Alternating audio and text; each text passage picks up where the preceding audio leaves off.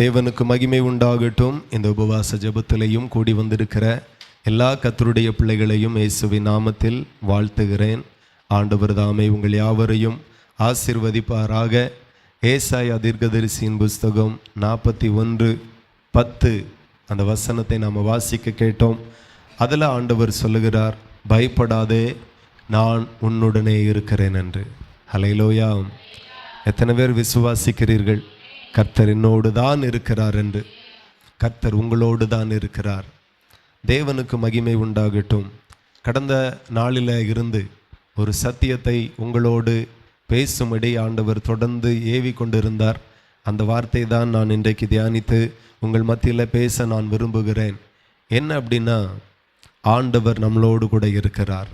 ஹல்லேலூயா! நம்முடைய வாழ்க்கை தரித்திரத்திலையும் நெருக்கத்திலையும் போராட்டத்திலையும் இருந்து மீள முடியாத ஒரு சூழ்நிலை இருக்க காரணமே நம்முடைய சிந்தை, எண்ணம், நினைவு, வாயின் வார்த்தைகள். இதனாலேயே நம்மளால் எழும்ப முடியாத அளவுக்கு விழுந்து கிடக்கிறோம். ரட்சிக்கப்பட்ட தேவனுடைய பிள்ளைகள் ரட்சிக்கப்பட்டவர்கள் மாதிரி பேசணும். அல்லேலூயா! ரட்சிக்கப்பட்டவர்கள் மாதிரி பார்க்கணும், ரட்சிக்கப்பட்டவர்கள் மாதிரி நடக்கணும். ரட்சிக்கப்பட்டவர்கள் மாதிரி பேசணும், பார்க்கணும், நடக்கணும் அப்படின்னு சொல்லும்போது நீங்கள் எதையோ கற்பனை பண்ண வேண்டாம். முதல் பகுதியில் நில்லுங்க. அது எந்த பகுதி அப்படின்னா, ரட்சிக்கப்பட்டவர்கள் பார்க்கும்போதெல்லாம் விசுவாசமாய் பார்க்கணும், ரட்சிக்கப்பட்டவர்கள் பேசும்போதெல்லாம் விசுவாசமாய் பேசணும், ரட்சிக்கப்பட்டவர்கள் நடக்கும்போதெல்லாம் விசுவாசமாய் நடக்கணும். ரட்சிக்கப்பட்டு 10 வருஷமாச்சு, 15 வருஷமாச்சு, வாழ்க்கை மாறலை, சூழ்நிலைகள் மாறலை, மாற்றத்தை நம்மளால் பார்க்கவே முடியலை. அதற்கு ஒரே ஒரு காரணம்தான், நம்முடைய அவிவிசுவாசம்தான் மிக மிக காரணமாக இருக்கிறது. கர்த்தர் எதன் அடிப்படையில் அவர் செயல்படுகிறார் என்கிறது நீங்கள் பார்த்தீங்கன்னா, கடந்த நாட்களில் ஒரு வார்த்தை நான் கேட்டேன், எனக்கு ரொம்ப பிடிச்சிருந்து. அதை தான் நான் உங்களுக்கு சொல்ல விரும்புகிறேன். என்ன அப்படின்னா, ஆண்டவர் எதன் அடிப்படையில் அவர் நம்மை ஆசீர்வதிக்கிறார் என்றால், தேவையின் அடிப்படையில் ஒரு நாள் நம்மை ஆசீர்வதிக்க மாட்டார். எத்தனை பேருக்கு புரியுது? இப்போ உங்களுக்கு ஒரு 10 லட்ச ரூபா தேவை. 10 லட்ச ரூபா தேவை என்கிறதற்காக தேவன் ஒரு நாளும் ஆசீர்வதிக்க மாட்டார். ஆமென். அதை நல்லா புரிஞ்சுக்கணும். எனக்கு 20 லட்ச ரூபா தேவை, கடனில் நான் கண்ணீர் வடிக்கிறேன். 20 லட்ச ரூபா தேவைக்கான அடிப்படையில் அவர் ஒரு நாளும் தேவையை சந்திக்கிற தேவன் அல்ல, கொடுக்க மாட்டார். அந்த வார்த்தை அவ்வளோ அழகாக இருந்தது. என்ன சொல்லுகிறார் அப்படின்னா, அப்படி தேவையின் அடிப்படையில் ஆசீர்வதிக்கணும்னா ஆண்டவர் அமெரிக்காவை அல்ல, சொமாலியா தேசத்தை ஆசீர்வதிச்சிருக்கணும். சொமாலியா தேசம் எத்தனை பேருக்கு தெரியும்? ரொம்ப வறுமை, சாப்பிட ஒன்றும் இல்லை, குடிக்க ஒன்றும் இல்லை, வாழ்வாதாரமே இல்லை. நிறைய தேசம் வறுமைக்குள்ளாய் தள்ளப்பட்டு இருக்கிறது. ஆண்டவர் தரித்திரர்களுக்கு இறங்குகிற தேவன் தானே, ஏழைகளுக்கு இறங்குகிற தேவன் தானே, திக்கற்றவர்களின் தேவன் தானே, அனாதைகளுக்கு தேவன் தானே. அப்போ இறங்கு ஆசீர்வதிக்கணும்னா யார் ஆசீர்வதிக்கணும்? சொமாலியா தேசத்தை அல்லவா கர்த்தர் ஆசீர்வதிக்கணும்.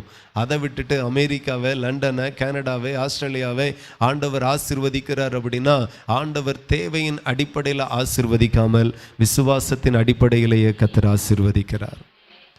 எத்தனை பேர் கரெக்டாக புரிஞ்சிட்டீங்க? ஆமாம். உங்களுக்கு பல தேவைகள் இருக்கலாம், உங்களுக்கு ஒன்று தேவை, அதற்காக கர்த்தர் ஆசீர்வதிக்க மாட்டார். அப்போ தேவையில் இருக்கிறவன் ஆண்டவர் எப்போ ஆசீர்வதிப்பார்?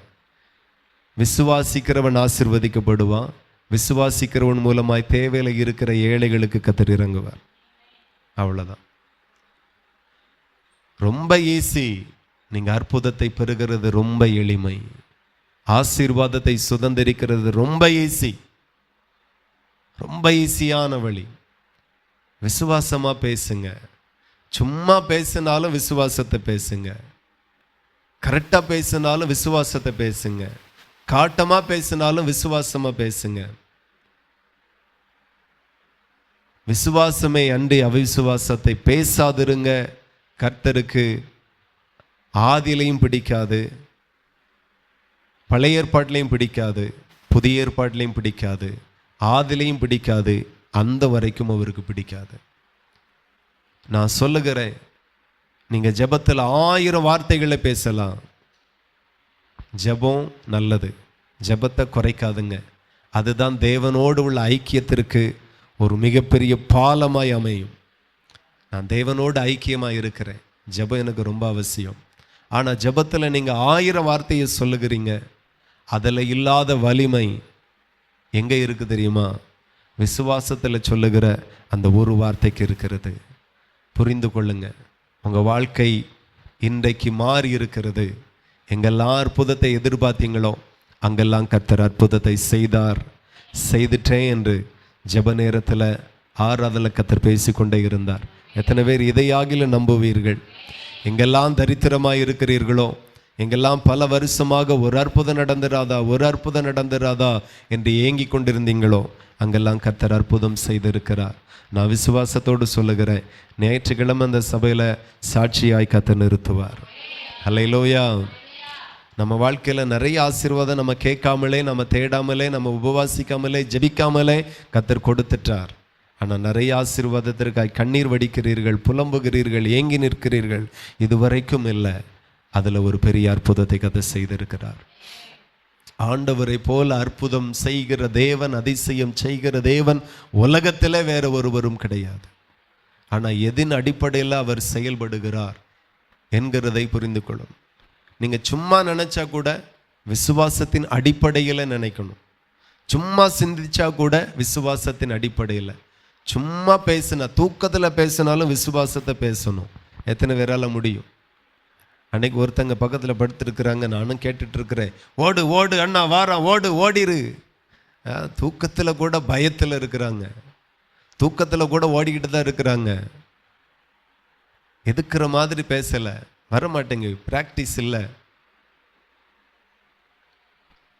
தாவீது 3 சகோதரர்கள் இராணுவத்தில் இருக்கிறாங்க. அவனுக்கு முன்னாடியே இராணுவத்தில் வேலை கிடைச்சிட்டு, அரசாங்கத்தில் வேலை கிடைச்சிட்டு, தாவீதுக்கு மட்டும் கிடைக்கல. அதுக்கு வயசு ஆகலை. அவன் இளைஞன், சின்ன பையன், ஒரு 16-17 வயசு இருக்கும், அவ்வளோதான், சின்ன பையன். ஆனால் தகப்பனை பார்க்கிலும் ஆசீர்வதிக்கப்பட்டான். மூத்த சகோதரர்களை காட்டிலும் அவன் ஆசீர்வதிக்கப்பட்டான். ஏன் ஆசீர்வதிக்கப்பட்டான்? அவன் தேவனை பின்பற்றுகிறதிலையும் தேவனை விசுவாசிக்கிறதிலையும் தகப்பனை காட்டிலும் அதிகமாக இருந்தான். எத்தனை பேருக்கு புரியுது? ஏன் எனக்கு ஆசீர்வாதம் வரல? நான் பரிசுத்தமாக தான் இருக்கிறேன், நான் உண்மையாக இருக்கிறேன், நான் தாழ்மையாக இருக்கிறேன், நான் பொறுமையாக இருக்கிறேன், நான் ஏழைகளுக்கெல்லாம் உதவி செய்கிறேன், நான் நேர்மையாக இருக்கிறேன், எல்லாம் ஓகே தாம்மா. தாவீதுக்கு அப்பாவும் அப்படி தான் இருந்தார், உங்களை போல தான் இருந்தார். அவனுடைய மூத்த சகோதரரை பார்த்தெல்லாம் தப்பாக எல்லாம் வேதம் சொல்லலை, நல்லவங்க தான். நீங்கள் நல்லவங்களாக இருக்கிறதுனால கர்த்தர் ஆசீர்வதிக்க மாட்டார். இந்த கடைசி காலத்தில் நல்லா புரிஞ்சுக்கணும், ஆண்டவர் மேலே தாவீதுக்கு இருந்த அந்த விசுவாசம், அந்த தைரியம், அளவில்லாத நம்பிக்கை, அதில் ஆண்டவர் அப்படியே உருகிட்டார். எத்தனை பேருக்கு புரியுது? ஹல்லேலூயா. அதுக்காக நேர்மையை குறைச்சிக்கண்டான்னு சொல்லலை. நேர்மை ரொம்ப முக்கியம். உத்தமனுக்கு கர்த்தர் துணையாக இருப்பார். உண்மை உள்ள மனுஷன் பரிபூர்ண ஆசீர்வாதத்தை பெறுவான். எல்லாம் ஓகே. ஆனால் தாவீது எதின் அடிப்படையில் கர்த்தரால் உயர்த்தப்பட்டான் அப்படின்னா, ஆண்டவர் மேலே வைத்திருந்த அளவு கடந்த வைராக்கியம், விசுவாசம், நம்பிக்கை. அவனுடைய சங்கீதத்தெல்லாம் நீங்கள் எடுத்து பார்த்தீங்கன்னா, கர்த்தரனுக்கு கேடகம் அப்படிம்பான், கர்த்தரனுக்கு துருகம் அப்படிம்பான், கர்த்தரனுக்கு பலன் அப்படிம்பார். அல்லேலூயா. கட் பண்ணி விடுங்க. கர்த்தரனுக்கு கேடகம், என் பலம், என் பலனாகிய கர்த்தாவே அப்படிலாம் சொல்லுவார். எல்லாம் எனக்கு பலம். அல்லேலூயா. என் இரட்சணிய கொம்பு, என் தலைச்சிரா. அவர் அப்படி ஆண்டவர் ருசிக்கிற விதம் வேற மாதிரி. அதான் அவருடைய வாழ்க்கையில் ஆண்டவர் இந்த வசனத்தில் தீர்க்கதரிசி கொண்டு பேசுகிறார், நீ பயப்படாதே, நான் உன்னுடனே இருக்கிறேன். ஹல்லேலூயா. கர்த்தர் யாரோடு தான் இருக்கிறார் அப்படின்னா, உங்களோடு தான் இருக்கிறார். இன்னும் சொல்லப்போனால் புதிய ஏற்பாடு விசுவாசிகளுக்கு இன்னும் அதிகமான பாக்கியம் என்ன அப்படின்னா, ஒரு காலத்தில் கர்த்தர் சீனாய் மலையில் பிரசன்னமானார். அதுக்கு பிறகு ஆசரிப்பு கூடாரத்தில் வாசமாக இருந்தார். சாலமோன் தேவாலயத்தில் எருசலேமில் வாசமாய் இருந்தார். இன்றைக்கோ கர்த்தர் உங்களுக்குள் இருக்கிறார். கரங்களை தட்டி தேவனை மகிமைப்படுத்துங்க. கர்த்தர் உங்களுக்குள் இருக்கிறார், உங்களோடு கூட இருக்கிறார். இந்த வார்த்தையை இன்னும் திருத்தி சொல்லணும்னா, நீ பயப்படாதே, நான் உனக்குள் இருக்கிறேன். ஹல்லேலூயா. பழைய ஏற்பாட்டுக்கு அது ஓகே, உன்னுடனே இருக்கிறேன். புதிய ஏற்பாட்டில் உங்களுக்குள் இருக்கிறார். நீங்கள் தேவனுடைய ஆலயமாய் இருக்கிறீர்கள். தேவனுடைய ஆவியானவர் உங்களுக்குள் வாசம் பண்ணி இருக்கிறார், உங்களுக்குள்ள இருக்கிறார். அப்போ இதெல்லாம் நாம உணரணும். சும்மா பேசினா கூட என்னோடு இருக்கிறவர் பெரியவர், என்னோடு கூட இருக்கிறவர் பெரியவர். உலகம் கர்த்தருடைய பிள்ளைகளை ஏமாத்தும். பாத்தியா நோய் வந்துட்டு, பாத்தியா பிள்ளைக்கு நோய் வந்துட்டு, பாத்தியா கணவனுக்கு நோய் வந்துட்டு, என்ன செய்ய போறா? எல்லாமே போச்சு. உன் நம்பிக்கையே கணவன் தான், உன் நம்பிக்கையே உன் எதிர்காலமே, உன் சந்தோஷமே உன் பிள்ளை தான். பாரு குடும்பம் இப்படி இருக்கு. நான் சொல்லுகிறேன், கர்த்தர் உங்களோடு கூட இருக்கிறார். கணவனோடு இருக்கிறார், பிள்ளையோடு இருக்கிறார், மனைவியோடு இருக்கிறார். தேவன் இருக்கும்போது எதை கண்டும் கலங்கக்கூடாது. தாவீதை கர்த்தர் ஆசீர்வதித்து உயர்த்துக்கு ஒரே ஒரு காரணம்தான். என்ன காரணம் தெரியுமா? கோலியாத் வந்து 40 நாள் சவால் விட்டான். ஒத்தைக்கு ஒத்தைக்கு வா, ஒத்தைக்கு ஒத்தைக்கு வா அப்படின்ட்டு. தாவீது ஒரு பக்கமும் சவுலும் அவனுடைய சேவகரும் என்ன ஒரு பக்கமும் நின்றார்கள். தாவீது அவனை பார்க்கும் போதெல்லாம் எப்படி பார்த்தான் அப்படிங்கிறத மட்டும் கர்த்தர் ஒரு வெளிப்பாடா எனக்கு தந்தார். சவுல் பார்த்ததும் தாவீது பார்த்ததும் என்ன வித்தியாசம்? சவுல் பார்த்தது அவன் உயரத்தை பார்த்தான், கோலியாத்தின் உயரத்தை பார்த்தான், கோலியாத்தின் பலத்தை பார்த்தான், அனுபவத்தை பார்த்தான், திறமையை பார்த்தான், அவன் கையில் பயன்படுத்த வைத்திருக்கிற ஆயுதத்தை பார்த்தான். எல்லாத்தையும் பார்த்து கலங்கினான், பயந்தான், நடுங்கினான், ஒதுங்கினான். ஆனால் தாவீது எதை பார்த்தான் அப்படிங்கிறதான் கேள்வி. கர்த்தர் சொன்ன, தாவீது கோலியாத்தோடு கர்த்தர் இல்லை, என்னோடு கர்த்தர் இருக்கிறார் என்கிற தேவன் பார்த்தானா. கரங்களை தட்டி தேவனை மகிமைப்படுத்துங்க. ஹல்லேலூயா. இதுதான் ஒரு பெரிய வெளிப்பாடா நான் உங்களுக்கு சொல்லுகிறேன். கேட்கும்போது இவ்வளோதானா அப்படின்னு நினைக்கலாம். நான் சொல்லுகிறேன், இதில் உங்கள் வாழ்க்கையே மாற்றக்கூடிய வல்லமை இருக்கிறது, வல்லமை இருக்கிறது, அபிஷேகம் இருக்கிறது. நாங்கள்லாம் ஒவ்வொரு நாளும் போகிறோம் ஊழியத்துக்கு அப்படின்னா பல எதிர்ப்புகள் இருந்தாலும் ஒரே ஒரு வார்த்தை தான் ஆண்டவர்களை தைரியப்படுத்த கொடுத்தார். எதிர்க்கிற அவனோடு நான் இல்லை, ஊழியம் செய்கிற உன்னோடு நான் இருக்கிறேன். ஹல்லேலூயா. உங்களுக்கு பிரச்சனையா எழும்புகிற அவனோடு கர்த்தர் இல்லை, பிரச்சனையை சந்திக்கிற உங்களோடு கூட கர்த்தர் இருக்கிறார். எத்தனை பேர் அதை முழு இருதயத்தோடு நம்புகிறீங்க? நீங்க நம்பிதான் ஆகணும்.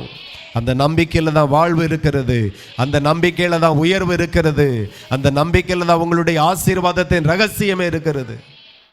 தாவீது தன்னுடைய தகப்பனை காட்டிலும் உயர்த்தப்பட்டான். தாவீது தன்னுடைய மூத்த சகோதரனை காட்டிலும் உயர்த்தப்பட்டான். ஏன்? அவன் பார்வை வேற, அவன் சிந்தை வேற, அவன் நினைவு வேற, அவன் பேச்சு வேற. எத்தனை பேரால முடியும்? 2 மணி நேரம் ஜெபிக்கிற உங்களுக்கு 2 மணி நேரம் ஜெபிக்க உங்களால் முடியுது. ஆனால் 2 வார்த்தை வாயை திறந்து விசுவாசமாக பேச முடியலல்ல? உங்கள் சூழ்நிலையை பார்த்து பேச முடியலல்ல? உங்கள் நெருக்கத்தை பார்த்து பேச முடியலல்ல? நீங்கள் பேசணும், நீங்கள் உணரணும், நீங்கள் விசுவாசத்தில் தான் சிந்திக்கணும். 10 நாளில் வரக்கூடிய ஆசீர்வாதம் 10 வருஷமானாலும் நமக்கு வரல, 40 வருஷமானாலும் முப்பிதாக்களுக்கு வரல. நான் கேட்குறேன், ஆண்டவர்கிட்ட கேளுங்க, ஆண்டவரை இன்னும் உண்மை அறியுகிற அறிவை எனக்கு கொடுங்கன்னு கேளுங்க, உணர்வை கொடுங்கன்னு கேளுங்க, சிந்தையை கொடுங்கன்னு கேளுங்க. அவர் அறிஞ்சிக்கிட்டீங்கன்னா அதுதான் வாழ்க்கையில் நீங்கள் பெற்றுக்கொள்ளக்கூடிய மிகப்பெரிய கிஃப்டாக இருக்கும். ஹல்லேலூயா. தேவனை அறியாதது வரைக்கும் நம்ம ஓட்டம் ஏதோ பேருக்காக, கடமைக்காக, வெறுமையான ஓட்டம், பலனில்லாத ஓட்டமாக இருக்கும். அறிங்க, புரிஞ்சு கொள்ளுங்க, உணருங்க, சிந்திங்க, கற்பனை பண்ணுங்க. கற்பனையில் கூட அவிவிசுவாசமான கற்பனை வந்து விடக்கூடாது. நீங்கள் இழந்துருவீங்க, உங்களால் பெற்றுக்கொள்ள முடியாது. தாவீது பார்த்ததெல்லாம் பிரச்சனையாகவே பார்க்கல, ஒரு பெரிய மேட்டராகவே கோலியாத்தை தாவீது பார்க்கவே இல்லை.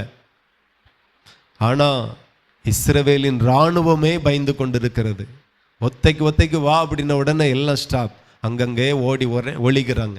அவனுக்கு பின்னால் இவன், இவனுக்கு பின்னாடி அவன். எங்கே மறைவு இருக்கிறதோ, எங்கே ஒழிக்கலாமோ, எங்கே பதுங்கலாமோ எல்லாவனும் பதுங்கி நிற்கிறான். ஆனால் இராணுவத்திற்கு சரியான வளர்த்தியோ, சரியான வயதோ, சரியான உயரமோ எதுவுமே கிடையாது. தகுதி இல்லாதவர்களை தகுதிப்படுத்துகிற தேவனை ஆராதிக்கிறோம். பலவான்களை வெட்கப்படுத்தும்படி பலகீனர்களை தெரிந்தெடுத்தார். நீங்க படிக்கல, அது தேவனுக்கு ஒரு விஷயமே இல்லை. நீங்க சுகமுள்ளவர்களாக இல்லை, பலகீனர்களாக இருக்கிறீங்க, அது என் தேவனுக்கு ஒரு பெரிய விஷயமே இல்லை. உங்களுக்கு ஆஸ்தி இல்லை, ஐஸ்வர்யம் இல்லை, பணம் இல்லை, செல்வம் இல்லை, செழிப்பு இல்லை, பேக்ரவுண்ட் இல்லை, குடும்பத்தில் நல்ல ஒரு பலம் இல்லை, ஒன்றுமே இல்லை, அது தேவனுக்கு ஒரு பெரிய விஷயமே இல்லை. அப்படிப்பட்டவர்கள் தான் அவர்களுக்கு வேண்டும்.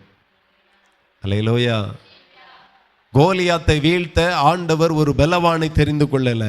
தாவீதை காட்டிலும் நல்ல உடம்பு வாக்கு உள்ளவன், நல்ல திறமை உள்ளவன், நல்ல ஹைட்டு, நல்ல வெயிட்டா உள்ளவன் இருந்திருப்பான். ஆனால் அவனை தெரிந்து கொள்ளல. உங்களை போல என்னை போல தான் கர்த்தருக்கு வேண்டும். என் பிள்ளை படிக்கலை, ஏன் கவலைப்படுறீங்க? முடிஞ்ச அளவுக்கு பிரயாசப்படுங்க. நம்ம எதில் பலகீனமாக இருக்கிறோமோ அது மூலமாகவே கர்த்தர் நம்மை ஆசீர்வதிக்க விரும்புகிறார். நிச்சயமாய் ஆசீர்வதிப்பார், நிச்சயமாய் கர்த்தர் உயர்த்துவார். தாவீது உயர்த்தப்பட்டதுக்கு ஒரே ஒரு காரணம்தான், கோலியாத்தோடு கர்த்தர் இல்லை, என்னோடு தான் கர்த்தர் இருக்கிறார். நான் இன்னும் தெளிவாய் சொல்ல விரும்புகிறேன், கோலியாத்தோடு கூட கர்த்தர் இல்லை, நம்புகிறவனோடு கர்த்தர் இருக்கிறார், விசுவாசிக்கிறவனோடு கூட கர்த்தர் இருக்கிறார். தாவீது முதல்ல பேசினான். அல்லேலூயா. வாசிங்க 1 சாமுவேல் 17 அதிகாரம் 45. 1 சாமுவேல் 17:45. அதற்கு தாவீது பெலிஸ்தனை நோக்கி, நீ பட்டயத்தோடும் ஈட்டியோடும் கேடகத்தோடும் என்னிடத்தில் வருகிறாய், நானோ நீ நிந்தித்த இஸ்ரவேலுடைய இராணுவங்களின் தேவனாகிய சேனைகளுடைய கர்த்தரின் நாமத்தினாலே உன்னிடத்தில் வருகிறேன். இன்றைய தினம் கர்த்தர் உன்னை என் கையில் ஒப்பு கொடுப்பார். நான் உன்னை கொன்று உன் தலையை உன்னை விட்டு வாங்கி பெலிஸ்தருடைய பாளையத்தின் பிணங்களை இன்றைய தினம் ஆகாயத்து பறவைகளுக்கும் பூமியின் காட்டு மிருகங்களுக்கும் கொடுப்பேன். அதனால் இஸ்ரவேலின் தேவன் ஒருவர் உண்டு என்று பூலோகத்தார் எல்லாரும் அறிந்து கொள்வார்கள். அல்லேலூயா.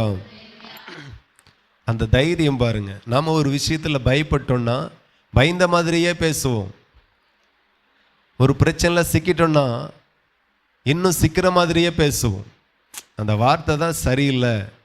தேவனை கோபமூட்டுகிற வார்த்தை, நம்பிக்கை இல்லாத வார்த்தை. கர்த்தர் உங்களோடு கூட இருந்தும் உங்களுக்குள் இருந்தும் உங்களுக்குள் வாசம் பண்ணியும் உங்களை தேவனுடைய ஆலயமாய் மாற்றின பிறகும் நீங்கள் பேசுகிற உங்களுக்குள் இருந்து வரக்கூடிய வார்த்தை சரியில்லை. ஆனால் தாவீது சேவகர் நடுவிலையும் அதே தைரியத்தில் தான் பேசினான். ராஜாவுக்கு முன்னாடி போயாச்சு, அவன் மத்தியிலையும் தைரியமாக பேசினான்.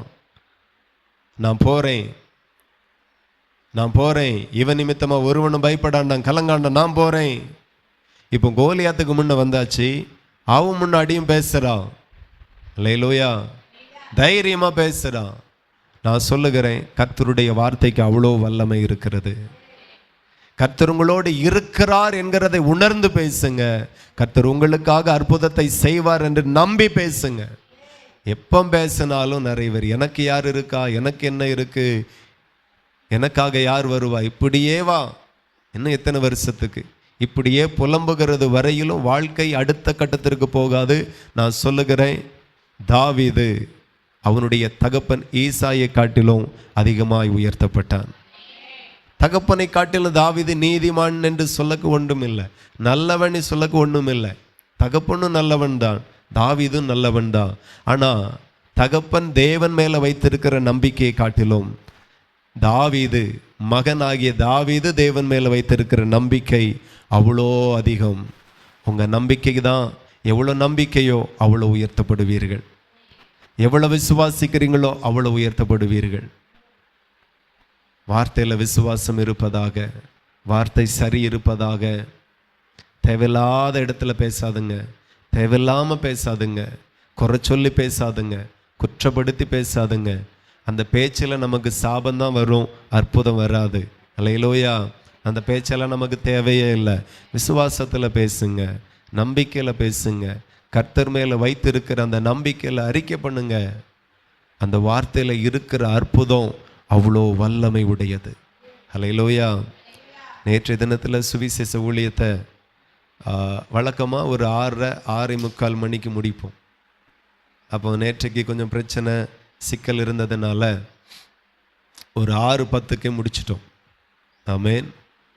முடிச்சு டீ குடிக்க போயாச்சு.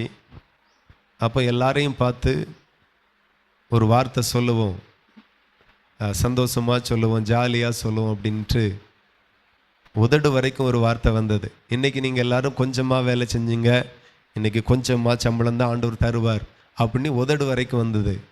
தேவையில்லாமல் இதையான் சொல்லுவானே அப்படின்னு சொல்லிக்கிட்டு வார்த்தையை நானே மாத்துறேன். நீங்கள் கொஞ்சமாக வேலை செஞ்சீங்க, ஆனால் தகப்பன் அதிகமான கூலியை தருவார். ரெண்டும் ஒரே டைம் தான். அதை சொல்லக்கும் ஒரே டைம் தான் ஆகும், இதை சொல்லக்கும் ஒரே டைம் தான் ஆகும். நான் சொல்லும்போது அத்தனை பேரும் ஆமேன்னு சொன்னாங்க. அல்லேலூயா.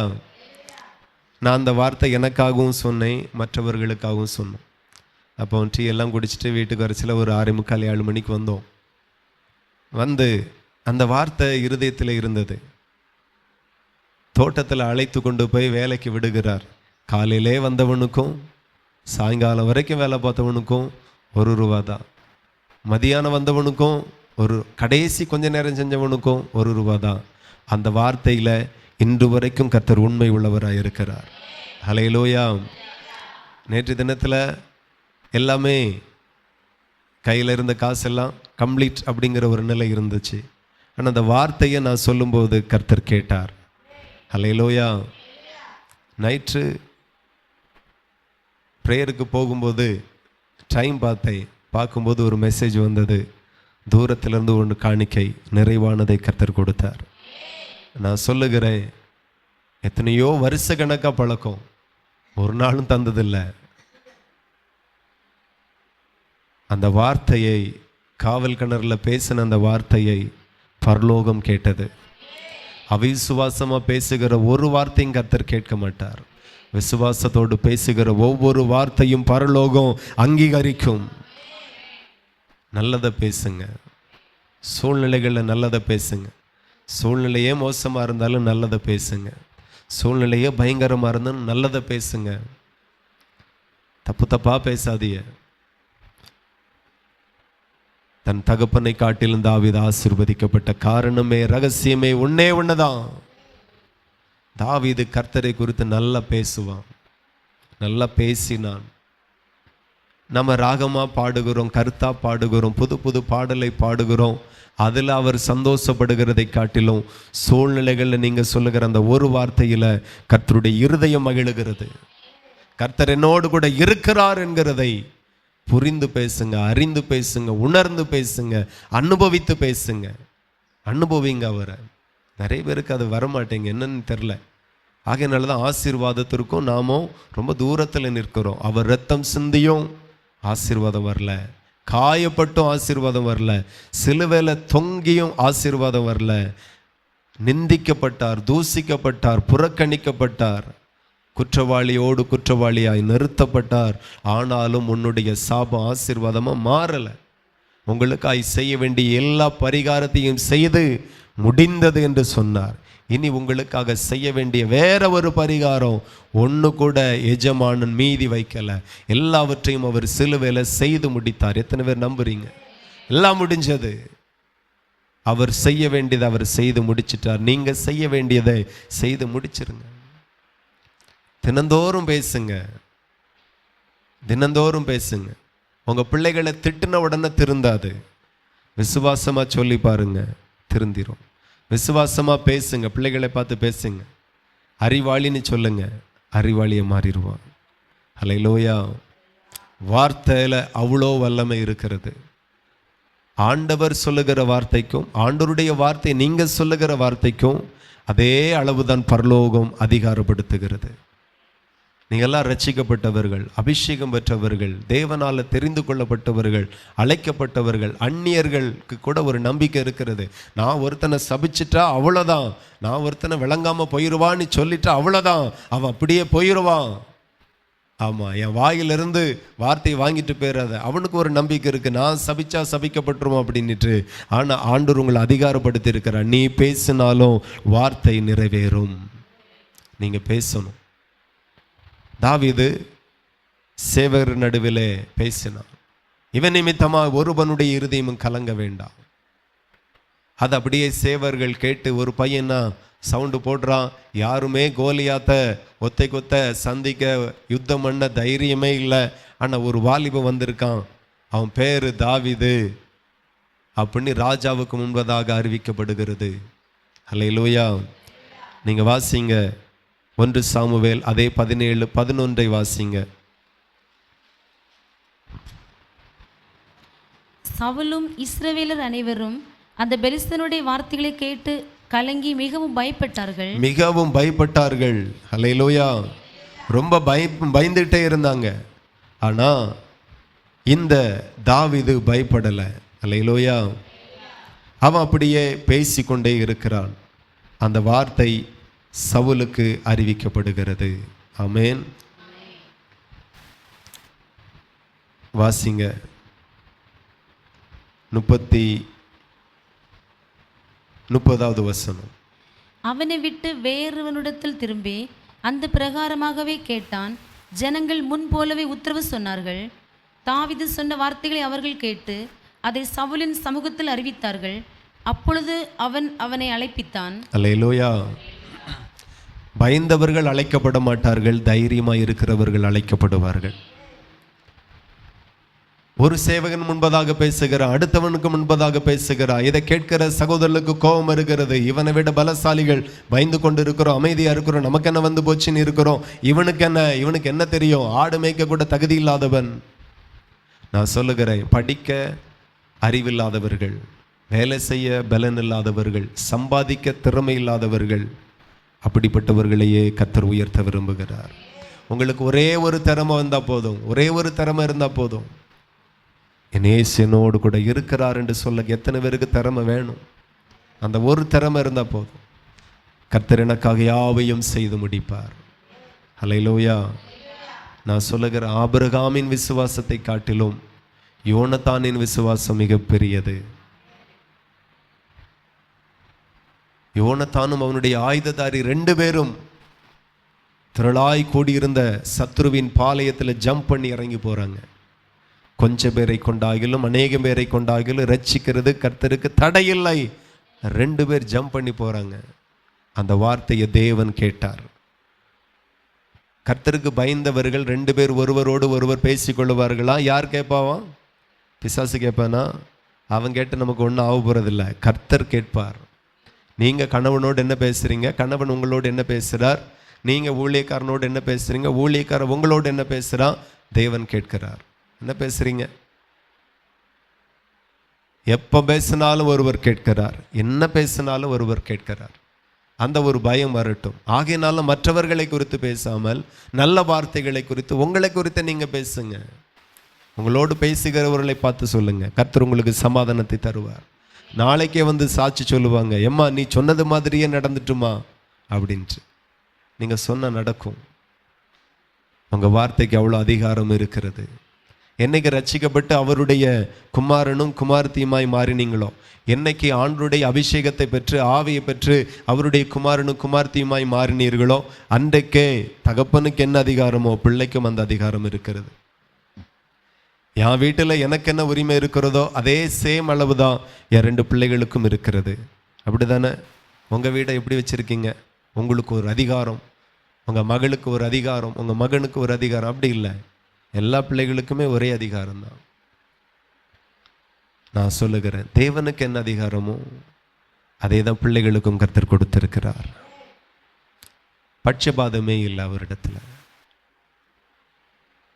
பயந்தவர்கள் ராஜா அழைக்கல, தைரியமாய் பேசின தாவீதை ராஜா அழைத்தான்.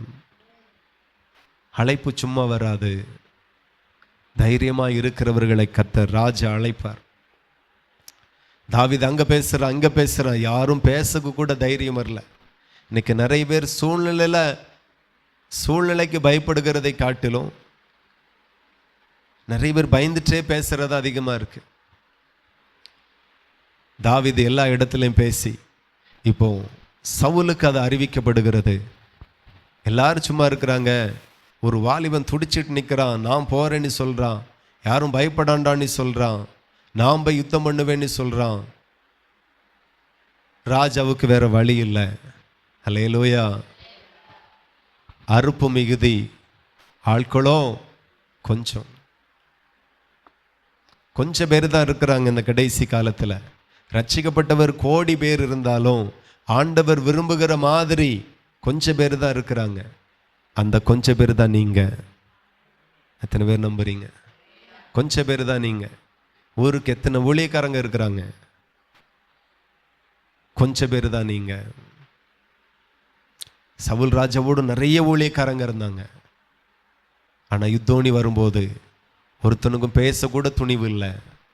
பேசுகிறவனை கர்த்தர் ராஜா அழைக்கிறார். தைரியமா பேசுகிறவனை ராஜா அழைக்கிறார். தைரியம் இருக்கா உங்களுக்கு? உங்க சூழ்நிலையை பார்க்கிற தைரியம் இருக்கிறதா? உங்க பிரச்சனையை பார்க்கிற தைரியம் இருக்கிறதா? இருதயமெல்லாம் படபடுத்துட்டு வருத. ஏன் அப்படி ஆயிருமோ, இப்படி ஆயிருமோ, நடக்காததை நடந்தது போல யோசிக்கிறீங்களே. எப்படி அற்புதத்தை காண போறீங்க? உங்க வாழ்க்கையை அடுத்த கட்டத்திற்கு எப்படி கொண்டு போக போறீங்க? இனி உழைச்சோ பூர்வ சொத்தை வித்தோ நீங்க ஐஸ்வர்யவான்கள் ஆக போறதில்ல, பேசிதான் ஆக போறீங்க. நம்புறீங்களா? பேசணும்.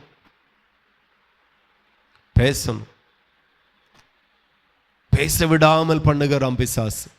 இருதயமெல்லாம் பாரம், நல்லதை பேச விடாம பண்ணுகிறான். இருதயமெல்லாம் பாரம், கண்கள் எல்லாம் குளமாயிற்று. விசுவாசத்துல பார்க்க விடாம குருட்டு கண்களாய் ஆகி போனோம். விசுவாசத்துல பேச முடியாத ஊமையர்களாய் மாறிவிட்டோம். விசுவாசத்துல நடக்க முடியாத, நடக்க தெரியாத முடமாய் நாம மாறிவிட்டோம். விசுவாசத்துல நடக்கிறவர்கள் தேவை, பார்க்கிறவர்கள் தேவை, பேசுகிறவர்கள் தேவை. ஒரு அவிவிசுவாச வார்த்தை இயேசு கிறிஸ்துனுடைய விலாவை காயப்படுத்தும். ஒரு அவிவிசுவாசமான செயல் அவருடைய கையை காயப்படுத்தும். ஒரு அவிவிசுவாசமானவனுடைய பிரயாணம் அவருடைய கால்களை காயப்படுத்தும். நீங்க பேசுகிற ஒவ்வொரு வார்த்தையிலையும் வேதனைப்பட்டார். எத்தனை முறை ஆண்டவர் மோசையை பார்த்து வேதனைப்பட்டார். தன்னுடைய குமுறலை வெளிப்படுத்தினார். இந்த ஜனங்களை எகிப்திலிருந்தெல்லாம் கொண்டு வந்தேன். பலத்த அற்புதங்களை பார்த்தாங்க. ஆனா முறுமுறுத்துட்டு இருக்கிறாங்க, அவிவிசுவாசமா இருக்கிறாங்க. எது வரைக்கும் நான் சகிப்பேன், எது வரைக்கும் நான் சகிப்பேன், எது வரைக்கும் நான் பொறுத்து கொள்ளுவேன்? தேவையில்லாம பேசுறீங்க, பிரயோஜனம் இல்லாததை பேசுறீங்க. தாவீதுனுடைய தகப்பனை காட்டிலும் தாவீது அதிகமாய் உயர்த்தப்பட்டான். ஒரே ஒரு ரகசியம் தான், அவன் பேசினான், உணர்ந்தான். மற்றவங்கெல்லாம் கோலியாத்தினுடைய உயரத்தை பார்த்தாங்க, பலத்தை பார்த்தாங்க, மசில்ஸை பார்த்தாங்க, அவனுடைய திறமையை பார்த்தாங்க. உங்க பிரச்சனை எவ்வளவு பெருசா இருந்தாலும் நீங்க பேசுகிற ஒரு வார்த்தையில் அது ஜீரோவா மாறும். ஆமா, கடனா கஷ்டமா லட்சங்கள் கைமிஞ்சி போயிட்டா கைமிஞ்சி போக வைப்பார். அல்லேலூயா. கடன் கைமிஞ்சி போயிற்று. கடந்த நாட்களில் தமிழகத்தில் நடந்த ஒரே குடும்பத்தை சார்ந்த 5 பேர் தற்கொலை பண்ணி ஒரு காருக்குள்ளே இருந்தாங்க. காரில் வச்சு என்ன தற்கொலை பண்ணிக்கிட்டாங்க. கடன் தன்னை மிஞ்சி போயிற்று, கையை மிஞ்சி போயிற்று, வருமானத்தை மிஞ்சி போயிற்று. வருமானத்தை மிஞ்சி போன கடமாக இருந்தாலும், உன் கையை மிஞ்சி போன சூழ்நிலையாக இருந்தாலும், ஒருவருடைய கரத்தில் நீ வரையப்பட்டிருக்கிறார். என் உள்ளங்கையில் உன்னை வரைந்திருக்கிறேன் என்று ஆண்டவர் சொல்லி இருக்கிறார். அவருடைய கரம் உனக்கு உதவி செய்யும், அவருடைய கரம் உனக்கு அற்புதத்தை செய்யும். கையை மிஞ்சி போன சூழ்நிலையை கண்டு நீ கலங்காதே. அற்புதம் செய்கிற தேவனுடைய கரம் உனக்காக இறங்கி வரும். ஆமென். என்னுடைய கரம் குறுகவில்லை என்று சொல்லி, ரட்சிக்க கூடாதபடி என் கரம் குறுகவில்லை என்று சொல்லி மறுபடியும் கர்த்தர் ஞாபகப்படுத்துகிறார். நீ தைரியமாயிரு. அல்லேலூயா.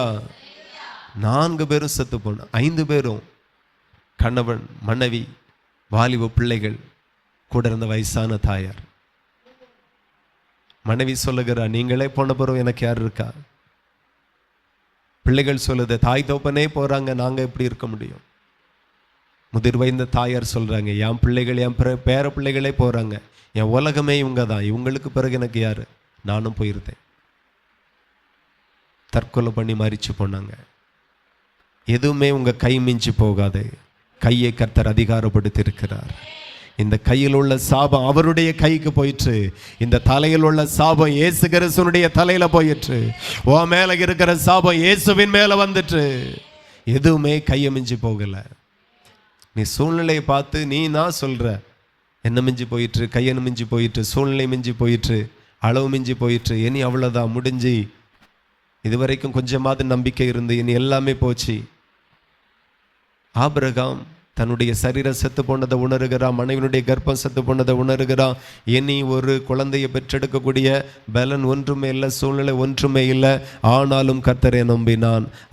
ஆனாலும் கர்த்தரை விசுவாசித்தான். ஆகையினால கர்த்தர் அவனுடைய விசுவாசத்தை அங்கீகரித்து அற்புதத்தை செய்தார். நம்பிட்டே இருந்தான். என்ன நடந்தாலும் பேசுங்க, குடும்பத்தில் பேசுங்க. உங்களோடு உங்க நண்பர்கள் ஃபோனில் பேசினாலும் நீங்க விசுவாசத்தெல்லாம் பேசணும். இயேசுவின் நாமத்தினால சொல்லுங்க, இயேசுவின் நாமத்தினால பேசுங்க. பேசி பேசியே நம்ம முப்பிதாக்கள் பெரிய ஆட்கள் ஆயிட்டாங்க. ஹல்லேலூயா.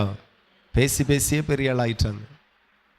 நாம பேசாமலே இருக்கதெல்லாம் இழந்துட்டு இருக்கிறோம். தாவீதை ராஜா அழைத்தான்.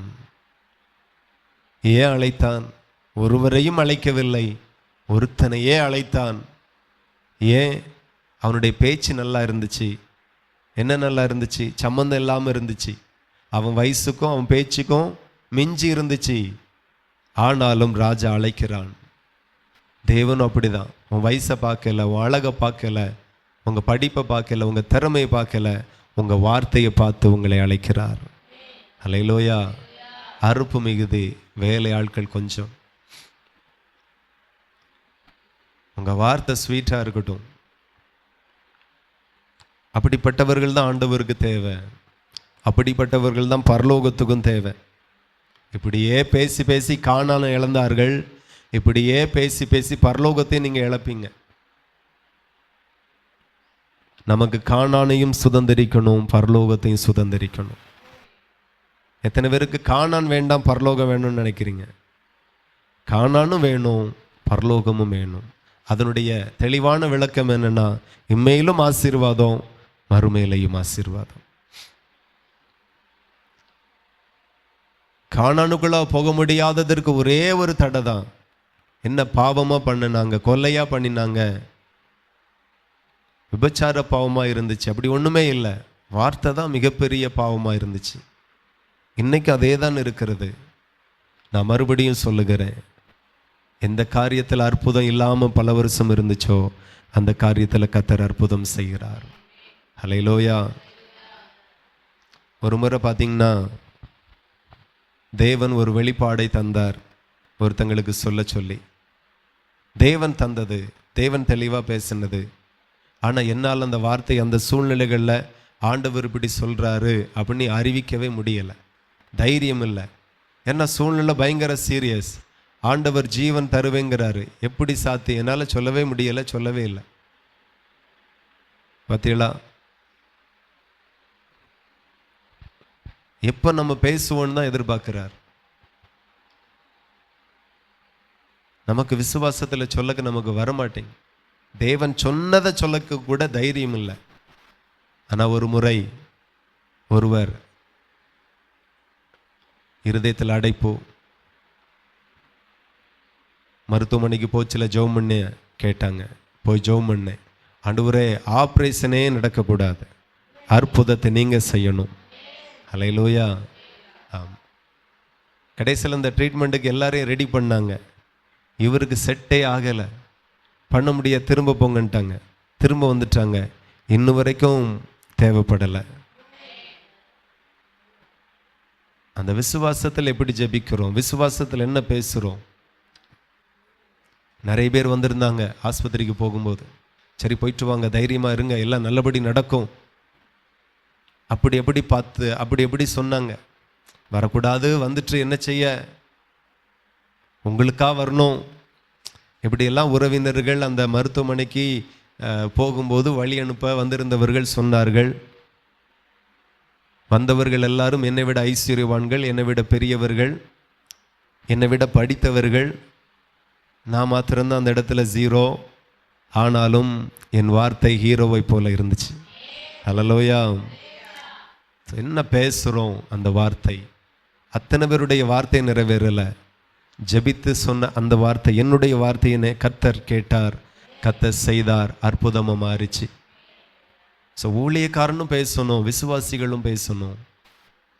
தாவீது பேசினான், சவுல் ராஜாவினுடைய சேவர்கள் மத்தியில் பேசினான், சகோதரர்கள் மத்தியில் பேசினான், ராஜா மத்தியில் பேசினான், கோலியாத் மத்தியிலையும் பேசினான். அல்லேலூயா. கோலியாத் கேட்குறான், தடியோடு வரா, நான் என்ன நாயா? நாயை கூட பொருட்ட நினைப்பான், அதை கூட நினைக்கல. தாவீதினுடைய இருதயத்தில் ஒன்னே ஒன்று இருந்துச்சான். ஆண்டவருடைய வெளிப்பாடின்படி சொல்லுகிறேன், கோலியாத்தோடு கூட கர்த்தர் இல்லை, என்னோடு கர்த்தர் இருக்கிறார். ஸோ கோலியாத் ஜெயிக்க போறதில்லை, நான் விழ போறதும் இல்லை. கோலியாத் விழுவான், நான் ஜெயிப்பேன். அவ்வளோதான் அவன் இருதயத்தில் இருந்துச்சு. அதுதான் அவனுக்கு அற்புதமாய் மாறிச்சு. ரொம்ப ஈஸி தானே யுத்தம் செய்கிறதை காட்டிலும். கோலியாத் கஷ்டப்பட்டு இரும்பு கவசம், வெங்கல கவசம், கேடயம், பட்டயம், அது இது, தொப்பி, தலைச்சிரா, பெல்ட்டு எல்லாம் போட்டு கிலோ கணக்கில் பாதுகாப்பாக வந்து நின்னான். ஆனால் தாவீதுக்கு பாதுகாப்பு கர்த்தர் மட்டுமே. அவரே உன் கேடகமாக இருக்கிறார். தாவீதுக்கு கர்த்தர் தான் பாதுகாப்பு. உங்களுக்கு கர்த்தர் தான் பாதுகாப்பு, உங்களுக்கு கர்த்தர் தான் அடைக்கலும். உங்கள் உயர்வு கர்த்தருடைய கரத்தில் இருக்கிறது. அவனிடத்தில் தேவன் இல்லை, உங்களிடத்தில் தேவன் இருக்கிறார். உங்களோடு கூட இருக்கிறவர் பெரியவர். ஆண்டவர் சொல்லுகிறார், உங்களுடைய விசுவாசமே உலகத்தை ஜெயிக்கிற ஜெயம். முழு உலகத்தை ஜெயிக்கிற ஜெயமாக, ஒரு கருவியாக, ஒரு அதிகாரமாக, ஒரு வல்லமையாக ஆண்டவர் எதை தான் தந்திருக்கிறார்? விசுவாசத்தை தான் தந்திருக்கிறார். அப்போ விசுவாசம் பார்வையில் வரட்டும், கிரியையில் வரட்டும், பேச்சில் வரட்டும், செயலில் வரட்டும், நடைக்கல்ல வரட்டும், வராமல் தாண்ட முடியாது. அது தேவன் தாவீதுக்குள்ளாய் பார்த்தார். கோலியாத்துக்கு முன்னாடியும் தாவீது பேசுகிறான். அதை தான் 1 சாமுவேல் 17:45 நம்ம வாசித்தோம். கோலியாத்துக்கு முன்பதாக தாவீது பேசுகிறான். அதற்கு தாவீது பெலிஸ்தனை நோக்கி, நீ பட்டயத்தோடும் ஈட்டியத்தோடும் கேடகத்தோடும் என்னிடத்தில் வருகிறாய், நானோ நீ நிந்தித்த இஸ்ரவேலுடைய இராணுவங்களின் தேவனாகிய சேனைகளுடைய கர்த்தரின் நாமத்திலே உன்னிடத்தில் வருகிறேன். அல்லேலூயா. அவன் எதை தான் பெரிய ஆயுதமா பார்த்தான்? கர்த்தருடைய நாமம். எத்தனை பேர் அதை நம்புறீங்க? ஈட்டியை பார்க்கிலும், கேடகத்தை பார்க்கிலும், தலைச்சிராவை பார்க்கிலும், இரும்பு வஸ்திரத்தை, கவசத்தை, கவச உடைய பார்க்கிலும், பாதுகாப்பை பார்க்கிலும், திறமைகளை பார்க்கிலும், தன்னுடைய சுயபலத்தை பார்க்கிலும் கர்த்தருடைய நாமம் எனக்கு உயர்ந்த அடைக்கலம். எத்தனை பேர் நம்புறீங்க? அவன் அறிக்கை பண்ணுகிறான். நினைச்ச மட்டும் போதாது, உணருங்க, பேசுங்க, பேசுங்க, சும்மா பேசுங்க. புலம்பச்சில தனியாக தானே புலம்புறீங்க, முறுமுறுக்கச்சில தனியாக தானே முறுமுறுக்குங்க. தனியாகவே பேசுங்க, நல்லதை பேசுங்க, விசுவாசத்தை பேசுங்க. தாவீது எத்தனை இடத்துல பேசினான்? ட்ரைனிங் எடுக்கல, ப்ராக்டிஸ் பண்ணிட்டு வரல. சகோதரர் மத்தியில் பேசினா, சேவர்கள் மத்தியில் பேசினா, அடுத்த இடத்துல பேசினா, ராஜா மத்தியில் பேசினா, கோலியாத் மத்தியில் பேசினா. 10 நாள் கழித்து ஒரு காரியம் நடக்கும். இன்னிலிருந்தே பேசுங்க, இன்னிலிருந்தே பேசுங்க. நீங்கள் சும்மா இருப்பீர்கள், கர்த்தர் உங்களுக்கு யுத்தம் செய்வார். நான் மறுபடியும் ஞாபகப்படுத்துகிறேன், தேவையின் அடிப்படையில் ஒருத்தருக்கும் ஆண்டவர் அற்புதம் செய்ய மாட்டார். உயிர் போவ ஆண்டவரே ஒரு அற்புதம் நடக்காது. போனால் போயிட்டு போட்டோம், என்னத்துக்கு அந்த உயிர்? நம்பாத 30 லட்சம் பேர் 40 லட்சம் பேர் அவருக்கு தேவையில்லை, நம்புகிற 2 பேர் எனக்கு போதும். காலேப் யோசுவாவும் போதும் எனக்கு. நம்பாத பெருங்கூட்டம் சபையில் இருந்து என்னத்திற்கு? அவருடைய நாமத்திற்கு நிந்தையாக என்னத்திற்கு? என்னத்துக்கு? என்ன பேசுறீங்க? ஏன் இப்படி பேசுறீங்க? தைரியமாய் பேசுங்க, தைரியமாய் இருங்க. ஹல்லேலூயா. பெரிய பெரிய அற்புதங்கள் இன்று முதல் நடக்கும் என்று நான் உங்களுக்கு அறிவிக்கிறேன். பெரிய பெரிய காரியத்தை நீங்கள் சுதந்தரிப்பீர்கள் என்று இயேசுவின் நாமத்தில் உங்களுக்கு அறிவிக்கிறேன். ஹல்லேலூயா. பேசுங்க, பிள்ளைகளோடு பேசுங்க, பேச பழகுங்க. அப்படி வந்துடும். இன்று முதலே ட்ரை பண்ணுங்க. தேவையின் அடிப்படையில் உங்களை ஒரு நாளும் கர்த்தர் ஆசீர்வதிக்க மாட்டார். இன்னைக்கு எனக்கு 1000 ரூபா தேவை, 1000 ரூபா தேவைப்படுகிறதுனால ஆசீர்வாதம் வராது. விசுவாசத்தின் அடிப்படையில் நீங்கள் நிறைய நாள் நினச்சிருக்கலாம், ஏழைகளை இப்படியெல்லாம் வச்சிருக்கிறார், இறக்கமே இல்லை. ஏழைகள் விசுவாசிக்கிறதில்ல, விசுவாசிக்கிறவனை ஐஸ்வர்யவனை மாற்றுவார். ஏன்னா விசுவாசத்தின் அடிப்படையில் உங்கள் விசுவாசம் எவ்வளோ பெருசாக இருக்கிறதோ நீங்கள் பெறப்போகிற அற்புதமும் அவ்வளோ பெருசாக இருக்கும். கரங்களை தட்டி தேவனை மகிமைப்படுத்துங்க. விசுவாசத்தின் அளவு தான் ஆசீர்வாதத்தின் அளவு, அற்புதத்தின் அளவு, உயர்வின் அளவு, மேன்மையின் அளவு. தாவீது நாளுக்கு நாள் விருத்தி அடைந்தான். நான் சொல்லுகிறேன், நீங்களும் விருத்தி அடைவீர்கள். தாவீது நாளுக்கு நாள் பலன் அடைந்தான், நீங்களும் பலன் அடைவீர்கள். ரொம்ப ஆசீர்வாதமாக இருப்பீங்க. எத்தனை பேர் நம்புறீங்க? இன்றைக்கே கர்த்தர் உங்களுக்கு அற்புதங்களை செய்வார். இயேசுவின் நாமத்தில் நான் உங்களை ஆசீர்வதிக்கிறேன். எவர்களை ஆசீர்வதிப்பீர்களோ நான் அவர்களை ஆசீர்வதிப்பேன் என்று கர்த்தர் சொல்லி இருக்கிறபடியினால் இயேசுவின் நாமத்தில் உங்களை ஆசீர்வதிக்கிறேன். ஆசீர்வாதமாக இருப்பீர்கள். ஜெபிப்போம். அன்புள்ள தகப்பனே, எங்கள் பரலோக பிதாவே, நன்றியோடு உம்மை துதிக்கிறோம், ஸ்தோத்திரிக்கிறோம், உம்மை மகிமைப்படுத்துகிறோம். கோலியாத்தோடு கூட கர்த்தர் இல்லை, தாவீதோடு கர்த்தர் இருக்கிறீர். தாவீது தன்னோடு தேவன் இருக்கிறதை மட்டுமே பார்த்தான். கோலியாத் அதை பார்க்கல, தாவீதையே பார்த்தான். தாவீதோடு இருக்கிறவர் பெரியவர் என்கிறதை பார்க்கல. கோலியாத் வீழ்ந்து போனான், தாவீது ஜெயித்தான். ஹல்லேலூயா. உன் பார்வை மாறட்டும், பேச்சு மாறட்டும். எங்கள் பார்வை மாறட்டும், எங்கள் பேச்சு மாறட்டும், எங்கள் வாழ்க்கை மாறட்டும், எங்கள் நடை மாறட்டும். ஹல்லேலூயா. ஆமேன். பஞ்சப்பாட்டை பாடாதிருங்க. ஆமேன். இல்லை என்கிறதையே பேசிட்டு இருக்காதுங்க, குறைவுகளை பேசிட்டு இருக்காதுங்க. வேணுனையே இந்த குறைவுகள் இருக்கிறது, இந்த குறைவுகளில் நீங்கள் குறைய பேசாதுங்க, நிறைவுகளை பேசுங்க. வேணுனையே பலகீனம் இருக்கிறது, பலகீனத்தை பேசாதுங்க. தேவன் தருகிற பலத்தை பேசுங்க. குறைவு இருக்கிறது, வேணுனையே இருக்கிறது, குறைவை பேசாதுங்க, நிறைவை பேசுங்க. ஹல்லேலூயா. நீங்க என்ன பேசுறீங்களோ அதுதான் உடனே நடக்கும். அற்புதம் உடனே நடக்கும். உடனே அற்புதத்தை நீங்க காண்பீர்கள். ஹல்லேலூயா. தகப்பனை மறுரூபம் அடையட்டும், ஒரு உயிர்மீச்சு உண்டாகட்டும். ஜனங்களுக்குள்ளாய், பிள்ளைகளுக்குள்ளாய் ஒரு உயிர்மீச்சு வரட்டும், ஒரு உயிர்மீச்சு வரட்டும், ஒரு உயிர்மீச்சு வரட்டும், ஒரு மறுரூபமாகட்டும். ஐயா, இந்த வார்த்தை கேட்கிற ஒவ்வொருவருக்குள்ளாய் மாற்றத்தை தாருங்க, ஆசீர்வதிங்க, வழி நடத்துங்க. இயேசுவின் நாமத்தில் ஜெபிக்கிறோம், ஜெபங்களும் நல்ல பிதாவே. ஆமென். என் ஆத்துமாவே கர்த்தரை ஸ்தோத்திரி, என் முழு உள்ளமே பரிசுத்த நாமத்தை ஸ்தோத்திரி. என் ஆத்துமாவே கர்த்தரை ஸ்தோத்திரி, கர்த்தர் செய்த சகல உபகாரங்களை மறவாதே. ஆமேன், ஆமேன். ஹல்லேலூயா. கர்த்தர் தாமே உங்களை ஆசீர்வதிப்பார்.